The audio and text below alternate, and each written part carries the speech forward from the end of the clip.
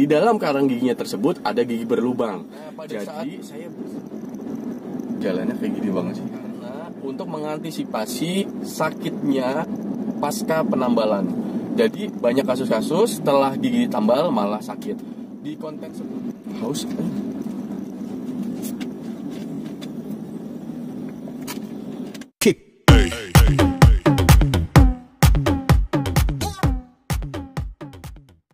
Halo guys, kembali lagi bersama saya Dr. Gigi Wawan. Assalamualaikum warahmatullahi wabarakatuh. Hari ini persiapan jalan pulang. Setelah saya selesai praktek pagi, saya ingin bahas semua kasus-kasus apa aja yang saya kerjakan hari ini. Di antaranya ada salah satu pasien yang mengeluhkan karang gigi, tapi di dalam karang giginya tersebut ada gigi berlubang. Jadi saya melakukan pembersihan karang gigi pada gigi berlubang. Ternyata gigi berlubang tersebut masih bisa ditambal. Mau tahu treatmentnya? Oke, kita lanjut saja ke pembahasannya. Silakan moderator kita, Indah. Pasien pertama, Nyonya inisial MN, usia 44 tahun, tensi 120/80. Betul. Keluhannya gigi berlubang, dulu pernah sakit sekitar 7 bulan yang lalu, Dok. Lalu gigi tersebut sembuh sendiri setelah minum obat. Tapi sekarang lubang giginya banyak, karang giginya, Dok. Suka berdarah dan bengkak di sekitar lubang yang tertutup karang gigi. Iya, betul sekali. Itu gimana ya, Dok? Solusinya bisa ditambal apa enggak ya, Dok? Ya. Pemeriksaan fisiknya palpasi negatif, perkusinya positif, CE-nya negatif. Diagnosanya gigi non vital teeth pada gigi 46, Dok. Oke, pada gigi 46, gigi geraham kanan bawah. Pada pemeriksaan langsung terdapat banyaknya karang gigi pada gigi berlubang tersebut. Kenapa banyak karang giginya? Karena gigi tersebut tidak dipakai untuk mengunyah, melainkan pasien tersebut mengunyah pada sisi yang tidak berlubang. Jadi terbentuklah karang gigi pada sisi yang tidak dipakai untuk mengunyah. Disebabkan karena giginya itu berlubang. Dulu pernah sakit, lalu pernah diobatin sendiri dengan minum obat pereda rasa sakit biasa. Namun setelah itu pasiennya kebablasan, malah lebih enak ngunyahnya di sisi yang tidak berlubang.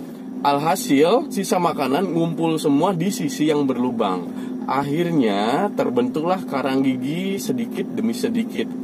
Nah, karang gigi yang terbentuk pada gigi berlubang tersebut terus terbentuk selama 7 bulan lamanya. Keadaan perjalanan sampai 7 bulan itu, pasien tersebut mengalami sakit, mengalami pembengkakan, mengalami gusinya sering berdarah. Untuk kasus tersebut itu dikarenakan karena gingivitis atau pembengkakan pada gusinya dikarenakan karang gigi tersebut. Nah, pada saat pemeriksaan pasien langsung saya bersihkan karang giginya di sekitaran lubang giginya. Saya bersihkan, lakukan prosedur pembersihan karang gigi semua regio, bukan hanya di daerah lubangnya saja. Semua saya bersihkan, ternyata sudah kebuka tuh. Nah, baru ketahuan tuh ada lubang giginya. Saya cek lubang giginya, ternyata di situ masih utuh. Giginya mengalami karies, namun menyisakan sisa dentin yang lebih banyak. Jadi masih bisa dipertahankan, alias bukan indikasi pencabutan. Nah, saya melakukan tes vitalitas, ternyata sudah negatif. Berarti giginya sudah non vital teeth. Terus saya melakukan perabaan, ternyata gusi di sekitaran gigi berlubang tersebut adanya pembengkakan. Sedikit gambaran inflamasi dikarenakan karang giginya tersebut. Jadi tidak masalah untuk dilakukan perawatan saluran akar. Saya sarankan pasiennya untuk ronsen panoramik, karena untuk melihat jaringan di bawah akar gigi masih support atau tidak untuk dilakukan perawatan tambal gigi. Masih support untuk dilakukan saluran akar pada gigi tersebut. Terus tadi tuh saya cek semuanya, saya bersihkan semuanya, dan pasien pun merasa enteng karena karang gigi tersebut melekat erat pada semua bagian mahkota gigi. Nah, kebayangkan mahkota gigi itu semuanya tertutup dengan karang gigi. Nah, setelah dibersihkan semuanya bersih, semuanya saya preparasi untuk bahan tambalan, dan setelah saya cek gigi tersebut pun tidak mengalami kegoyahan, yang pastinya saya indikasikan untuk perawatan saluran akar. Saya sampaikan kepada pasiennya gigi tersebut masih bisa dipertahankan seperti itu. Tindakan perawatan yang saya lakukan tadi memulai dengan perawatan saluran akar setelah dibersihkan karang giginya. Saya memberi tes vitalitas negatif, namun tes perkusinya positif. Pada pemeriksaan klinis, gigi tersebut lubangnya belum menyampai saraf gigi, namun sudah tipis sekali menuju ke saraf gigi. Akhirnya tadi saya lakukan open bore, jadi supaya saraf gigi itu terbuka, memudahkan akses saya untuk mengambil jaringan-jaringan nekrotik saraf gigi yang mati. Nah, setelah itu saya bersihkan, saya sepuling, saya drainase, saya bersihkan daerah sekitar, saya sterilkan semuanya. Lalu saya berikan obat drainase di dalam giginya. Nanti kunjungan berikut laginya dilakukan observasi selama seminggu. Apakah ada keluhan setelah diberikan obat sterilisasi di tahap pertama? Harapan saya gigi tersebut tidak ada keluhan, sehingga perawatan saluran akar pun akan berjalan sempurna. Dan pastinya tetap memotivasi pasien untuk kunjungan secara berkala, karena butuhnya tingkat kooperatif yang tinggi untuk memulai perawatan saluran akar sampai nanti di tambal permanen. Seperti itu, Sinda. Oke, lanjut pasien yang berikutnya. Pasien yang kedua itu Nyonya inisial E, umur 35 tahun, tensi 110/70. Keluhannya gusi sering berdarah dan gampang banget berdarah, Dok. Pemeriksaan fisiknya kalkulus lingual dan posterior bukal. Posterior bukal, itu tuh ada di bawah lidah, ya. Gigi bagian depan bawah dan gigi atas bawah kanan kiri itu terdapat karang gigi. Nah, karang giginya sudah nyampe ke sulcus, sehingga epitel perlekatan gusi ke gigi itu terbuka karena terdorongnya karang gigi masuk ke dalam. Jadi mudah banget berdarah pada saat bersentuhan dengan benda lain seperti sikat gigi atau lidah, atau pada saat makan itu gampang banget berdarah karena giginya itu sudah infeksi karena karang gigi tersebut. Namun dari kasus ini tidak ada gigi yang berlubang. Semua kasus karena gingivitis disebabkan oleh karang gigi. Tadi treatmentnya hanya membersihkan karang gigi, terus sempat saya root planing di bagian gigi-gigi. Root planing itu jadi saya kerok sedikit atau saya angkat sedikit jaringan di bawah akar giginya supaya memudahkan proses penyembuhan ke depannya. Jadi pasiennya itu tidak mengeluhkan lagi gusinya berdarah. Kita observasi selama 1 minggu ke depan. Tadi untuk kasus ini saya resepkan obat untuk membantu proses penyembuhan pasca scaling dan root planing atau pasca pembersihan karang gigi. Oke, pasien selanjutnya Indah. Pasien selanjutnya. Sebentar, sebelum pasien selanjutnya saya sekalian jalan ya, supaya cepat sampai. Yuk. Lanjut pasien selanjutnya, Dok. Ini Tuan inisial F, 49 tahun, tensi 110/70. Iya. Keluhannya ingin tambal gigi berlubang. Pernah sakit kalau dipakai untuk mengunyah. Sudah minum obat tetapi tetap masih sering sakit, Dok. Ya. Pemeriksaan fisiknya palpasi negatif, perkusinya positif, Ya. CE-nya negatif. Diagnosanya gigi 46 non-vital teeth. Gigi 46 non-vital teeth. Ya. Sama seperti kemarin-kemarin di perjalanan pulang, setiap harinya banyak banget kasus-kasus yang giginya berlubang dan keluhannya memang sama seperti itu. Jadi sekitar 80% lah pasien-pasien yang saya kerjakan itu kasusnya gigi berlubang. Masih urutan teratas ya untuk kasus gigi berlubang. Oke, termasuk gigi pasien ini saya lakukan pemeriksaan langsung. Ternyata giginya memang ada kariesnya. Saya bersihkan kariesnya, saya bersihkan akses-aksesnya. Ternyata perjalanan kariesnya sudah mencapai saraf gigi. Nah, itu karena sakit, jadi saya pelan-pelan membersihkannya, namun saya tetap harus membersihkan sampai bersih. Kenapa? Karena karies itulah yang mengakibatkan gigi tersebut jadi sakit. Oke, saya lakukan devitalisasi untuk langkah awal proses perawatan saluran akar. Biasa kunjungan berkala, dan saya motivasi pasiennya untuk selalu kooperatif dalam kunjungannya. Terus saya tadi resepkan obat untuk meredakan rasa sakit pasca perawatan devitalisasi di kunjungan pertama perawatan saluran akar. Lanjut Indah, siap. Pasien selanjutnya dok, nyonya inisial I, umur 27 tahun, tensinya 110/70. Keluhannya ingin tambal gigi yang berlubang. Terkadang suka nyelip sisa makanan dok. Pemeriksaan fisiknya palpasi negatif, perkusinya negatif, CE-nya plus linu. Diagnosanya gigi 51 pulpitis reversible. Pulpitis reversible, gigi berlubang lagi guys.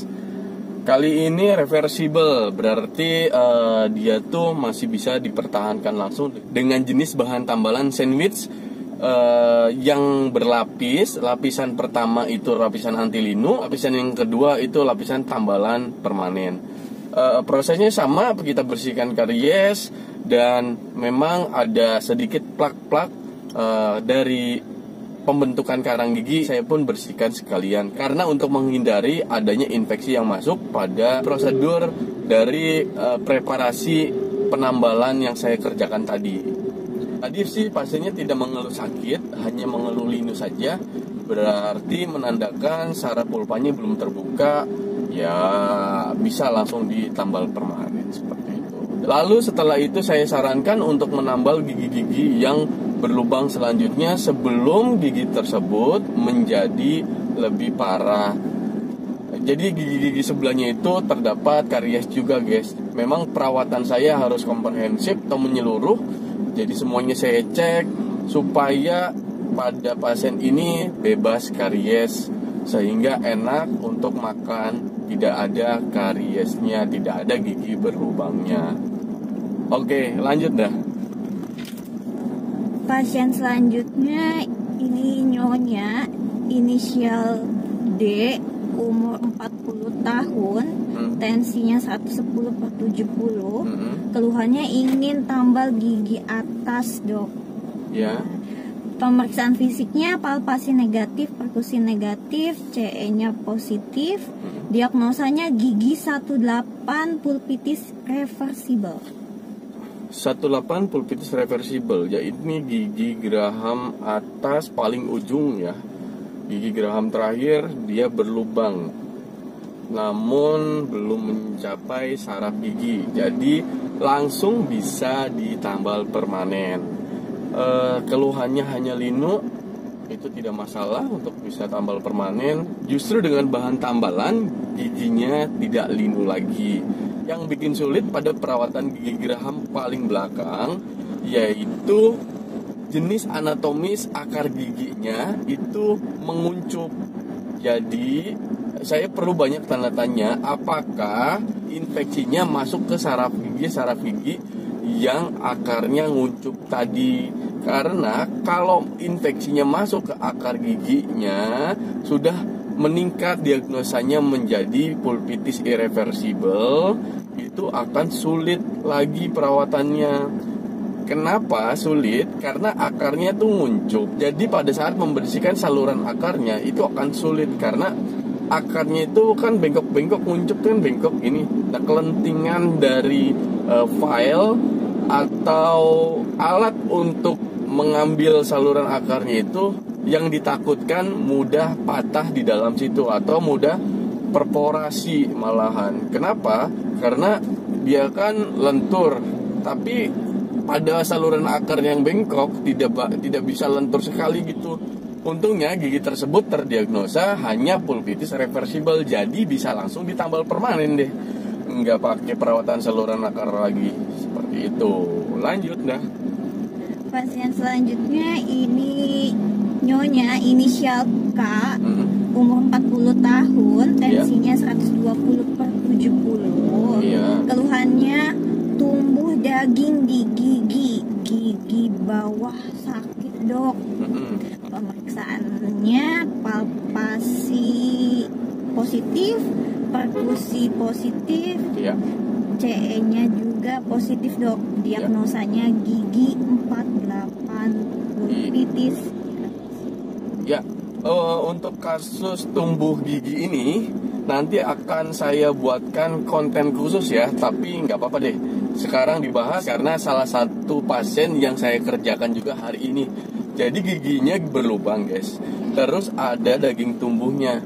Nah, di bagian gigi geraham. Daging tumbuh itu yang diakibatkan dari infeksi gigi berlubangnya tersebut. Jadi treatmentnya tadi yang saya lakukan, memotong daging tumbuhnya, membersihkan kavitasnya atau lubang gigi yang tumbuh dari daging tumbuh tadi. Saya bersihkan sampai bersih. Jadi kita persiapkan suction agar pada saat pembersihan daging tumbuh tersebut darahnya tidak kemana-mana. Nah, pada saat saya membersihkan daging tumbuh di gigi berlubang tersebut, saya melakukan anestesi terlebih dahulu. Karena pada saat pembersihan itu pastinya sakit ya. Anestesi dulu atau dibius dulu supaya tidak sakit pada saat pembersihannya. Saya bersihkan semua sampai ke kamar pulpa, sampai ke saraf giginya terbuka. Saya lihat kalau sudah bersih. Nah, saya bersihkan dari sisa-sisa darah yang masuk. Nah, pada saat pembersihan tersebut supaya darahnya tidak masuk ke dalam saluran akarnya, saya bersihkan. Kebetulan pasiennya siap untuk dibersihkan langsung saluran akarnya. Saya ambil file, saya bersihkan saluran akarnya kanan kiri, saya bersihkan. Setelah saya bersih, saya irigasi, saya cuci semua. Terus saya yakinkan itu steril. Baru setelah itu saya keringkan, saya kasih obat untuk sterilisasi dan tutup tambal sementara. Yang nantinya akan dilakukan perawatan saluran akar. Pada kunjungan pertama saya cukupkan sampai di tambalan sementara. Kunjungan berikut laginya mungkin saya cek, saya observasi bekas luka dari daging tumbuhnya tersebut sudah membaik atau belum, darahnya sudah mampet atau belum, terus dari giginya itu sudah steril atau belum, kavitas-kavitasnya saya bersihkan lagi. Baru selanjutnya kunjungan berikutnya untuk kunjungan perawatan saluran akar secara berkala. Nah, gigi tersebut yang ada daging tumbuhnya tidak selalu bisa dilakukan perawatan tambal. Biasanya pada kasus-kasus gigi yang ada daging tumbuhnya itu malahan kasus yang dicabut. Tapi pada kasus pasien kali ini, alhamdulillah setelah saya cek akarnya masih baik. Terus setelah saya cek mahkotanya juga cukup baik, tidak kehilangan banyak. Tes perkusinya juga bagus, tes palpasinya juga bagus. Terus pasiennya juga kooperatif. Lalu saya pastikan untuk perawatan saluran akar karena semuanya mendukung. Nah, seperti itu. Obat tadi saya kasih hanya pereda rasa sakit biasa atau analgetik biasa. Untuk perawatan selanjutnya memang perawatan saluran akar seperti itu. Oke, lanjut ya. Pasien selanjutnya, Dok, ini Tuan inisial R, umur 44 tahun, tensinya 110/70.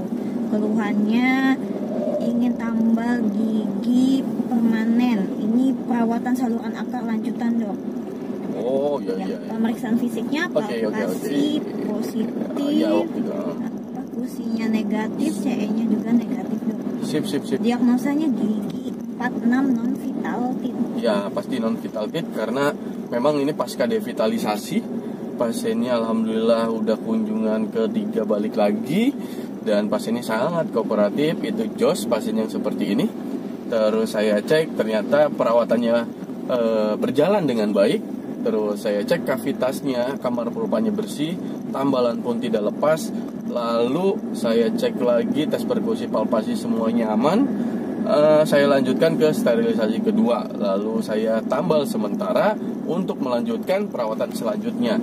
Observasi selama seminggu, pasien suruh balik lagi. Kita motivasi untuk perawatan selanjutnya. Kalau misalkan tidak ada keluhan, akan kita lakukan pengisian saluran akar. Setelah pengisian saluran akar, kita observasi lagi selama seminggu, tidak ada keluhan, baru kita tambal permanen pada gigi tersebut. Ini kasusnya yang laki-laki itu ya? Iya, betul. Yang laki-laki itu. Ya ini pasiennya oke banget nih. Pasiennya oke banget, dia motivasinya tinggi untuk merawat giginya. Tapi sayang saja katanya baru ketemu saya sekarang-sekarang. Dari dulu memang takut sekali ke dokter gigi dan alhamdulillah pasiennya setelah berkunjung dia meningkat motivasinya untuk merawat gigi yang berlubangnya tersebut. Seperti itu. Oke, next Pasien selanjutnya ini Tuan, inisial SO, umur 26 tahun. Tensinya 110/70, keluhannya sama dok ingin tambal gigi permanen. Pemeriksaan fisiknya palpasi negatif, perkusi negatif. CE-nya positif dok, diagnosanya gigi 47 pulpitis reversible. 47 pulpitis reversible. Kalau kita ingat-ingat hari ini tambal semua ya? Ya hampir semuanya dok. Bener kan? Tambal semua. Ya. Pasien tambal semua hari ini coy. Tapi nggak apa-apa. Pasien tersebut lukanya pada bagian oklusal di tengah-tengah gigi, menyisakan jaringan keras atau jaringan sekitar gigi yang masih banyak. Jadi intinya pasien tersebut indikasinya tambal gigi. Terus saya preparasi gigi yang terdapat kariesnya, saya bersihkan. Sudah bersih, baru saya siap untuk prosedur lambalan gigi. Penambalan gigi saya lakukan secara langsung dengan sandwich seperti biasa karena pasiennya itu merasa linu guys. Kalau merasa linu, saya butuh tambalan sebelum tambalan permanen di atasnya itu adalah tambalan anti linu untuk dasarnya. Karena untuk mengantisipasi sakitnya pasca penambalan. Jadi banyak kasus-kasus setelah gigi ditambal malah sakit. Di konten sebelumnya yang ini, nah itu saya udah bahas semua di jalan pulang juga ya. Gigi berlubang ditambal, setelah ditambal kok malah sakit itu pada saat ngunyah. Aduh, karena setiap jalan pulang ini saya semangat sekali untuk membikinkan kontennya supaya apa? Supaya di perjalanan itu nggak ngantuk guys. Dan merasa saya tuh ngasih edukasi untuk kalian semua, jadi kalian tuh supaya paham. Oke, lanjut dong, masih ada? Masih dok. Masih, lanjut. Pasien selanjutnya ini Nona dok, Nona inisial NA, umur 19 tahun, tensinya 110/70. Keluhannya cabut gigi, sisa gigi susu yang masih belum lepas, hanya menyebabkan gigi renggang saja. Pemeriksaan fisik, sisa akar gigi anak, palpasi positif, usianya negatif, CE-nya negatif, diagnosa gigi 73 persistensi. Gigi 73 persistensi, sekarang umurnya udah 19 tahun, tapi mengeluh kok ada sisa akar di bagian atas giginya. Setelah saya periksa guys, ternyata itu adalah gigi anak atau gigi susu yang belum tanggal. Belum tanggal sama dengan belum lepas. Nah, dari situ saya langsung cek palpasi perkusi, semuanya aman semua. Ya memang gigi anak, gigi atas, gigi geraham kecil anak yang masih belum lepas. Terus saya lakukan langsung pencabutan pada gigi tersebut. Karena kalau gigi anak tersebut masih ada di perbatasan gigi-gigi dewasa, itu akan mengganggu posisi perkembangan gigi dewasa sehingga keluhannya akan merasa renggang.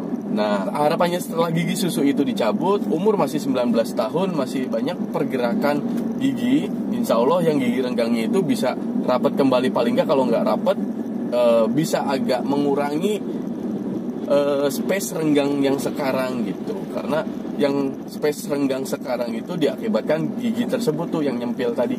Akhirnya saya cabut, itu nggak masalah. Itu tidak dibuatkan gigi palsu karena sedikit banget sisa akar gigi susunya yang nempel pada perbatasan gigi. Namun kasus itu justru bikin giginya renggang. Terus tadi alhamdulillah sudah selesai dilakukan. Pasca pencabutan juga tidak keluar banyak darahnya ya. Tamponnya itu hanya sedikit darahnya. Ya memang pencabutannya mudah, tapi efek yang dirasakan pada pasien tersebut yang rasa malu gitu. Untuk sekedar info, kalau misalkan gigi-gigi anak itu pergantiannya di masa umur 6 tahun sampai 14 tahun. 14 tahun itu dianggap giginya sudah semuanya dewasa. Apabila di usia dewasa masih ada nyempil gigi kecil, itu dicurigain itu gigi susu atau bukan. Kalau gigi susu segera dicabut supaya tidak mengganggu pergerakan posisi gigi permanennya gitu. Oke, lanjut Indah. Pasien terakhir dok ini. Pasien terakhir. Oke. Ya, saudara inisial IB. Ya. Umur 26 tahun, tensi 100/80. Keluhannya tambal gigi atas. Pemeriksaannya palpasi negatif, perkusi juga negatif, fluoretilnya positif. Diagnosanya gigi 25 pulpitis reversible. Oke, pasien inisial IB ini dia tuh sangat kooperatif. Pasien rawat bersama dengan dokter gigi spesialis ortodontik karena gigi bawaannya renggang kecil-kecil. Lalu pasien tersebut pada saat kunjungan awal memang ke dokter spesialis ortodontik, dikawat giginya, tetapi gigi-gigi yang dikawat itu masih banyak yang berlubang. Sejawat spesialis ortodontik memberikan mandat kepada saya, memberikan rujukan kepada saya untuk ditambalin setiap kasus-kasus gigi yang berlubangnya pada kasus pasien yang beliau rawat. Kebetulan banyak sekali gigi-gigi yang berlubangnya. Tadi udah kunjungan yang keberapa nih inisial IB ini. Ya tinggal sisa 2 lagi gigi yang berlubangnya, saya tambal satu-satu. Lalu kunjungan berikut laginya kita cek untuk kebersihan karang giginya. Nah, pentingnya perawatan tambal pada kasus-kasus yang sedang dilakukan perawatan ortodontik atau kawat gigi itu menghindari kerapuhan pada saat pergerakan gigi. Nah, pada saat perawatan ortodontik kan pasti dilakukan pergerakan penarikan gigi supaya giginya rapi atau menggerakkan gigi ke kanan dan ke kiri. Pada saat perawatan itulah yang dikhawatirkan jika giginya berlubang akan patah karena gigi tersebut tidak support. Nah, gigi tersebut terdapat karies. Sifatnya karies itu kan dia tuh mampu mengiritasi jaringan dentin. Nah, kalau jaringan dentinnya tipis, itu pada saat penarikan ortodontik yang ditakutkan akan patah. Jadi teman sejawat dokter spesialis ortodontik tersebut merujuk pasiennya kepada saya untuk nambal kasus gigi yang berlubangnya, terus membersihkan karang giginya, sehingga pada perawatan behel kasus tersebut dokter gigi sejawat ortodontik akan mudah menggerakkan giginya dengan tidak ada rasa khawatir patah. Jadi memang keadaan dari pasien inisial IB tadi rawat bersama saya dengan dokter sejawat spesialis ortodontik. Begitu. Sudah habis nah? Habis. Oh, habis. Oke. Senang sekali sudah mengedukasi kepada kalian semua di sesi jalan pulang kali ini. Dan alhamdulillah saya sudah mau nyampe. Terima kasih untuk semua yang sudah selalu mensupport saya, selalu mensupport video ini, selalu menonton video ini. Jangan lupa like, komen, dan subscribe. Kalau video ini bermanfaat, silakan share. Oke, sekian dulu. Sampai jumpa di sesi jalan pulang berikutnya. Mungkin besok saya bikinkan lagi. Setiap harinya saya bikinkan lagi, insya Allah. Doakan saya sehat-sehat selalu. Dan sampai jumpa.